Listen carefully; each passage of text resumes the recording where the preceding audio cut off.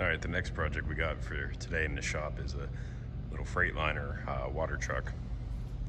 During one of our annual PM inspections, I noticed this truck actually had a mainspring broke in a couple spots.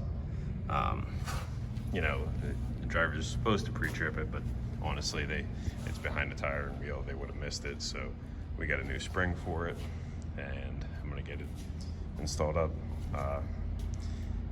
It shouldn't be a terrible job, but this truck is rough. It's very rusty. It gets not washed well. Sits most of its life at a cement plant holding water. So every once in a while they acid wash it, which you can see makes it look like it came off the bottom of the ocean floor. I mean, it looks like it's rough. We've done a lot of work to keep patching it together, welding tubes, exhausts, all kind of stuff. And a lot of these water truck companies, when they put the body on, they modify stuff. So finding parts sometimes isn't always the easiest, but we'll get it started and we'll go from there.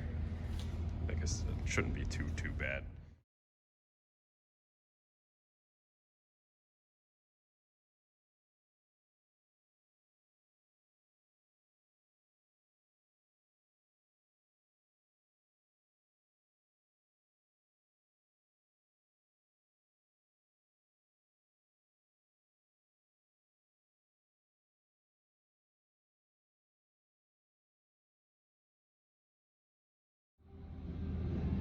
All right, somewhere in the middle, my camera, which is my iPhone, fell over and stopped recording. So I got the old spring out. The bushing was seized to the steel sleeve, which was seized to the bolt, so I ended up having to cut that out. That's not totally uncommon. One thing to watch out for, these are angled, so they can only face one way. If you get it the wrong way, which people I've seen do, it messes up the geometry and the truck will drive very terribly. Same thing on the top, there's a top plate and then all that. And then they don't give you this little overload spring, so you do have to put that with the new spring pack. It's not a big deal. As far as the U-bolts go, cut them off, don't try to reuse them. They're only supposed to be used one time.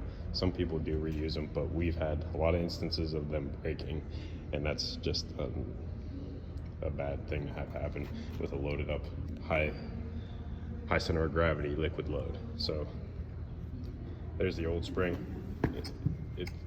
It's definitely, I'm pushing it out with my foot, so it's cracked the whole way through. It definitely needed replaced. Other than that, it shouldn't be a big deal to get the new one in and back on the road and hauling more water.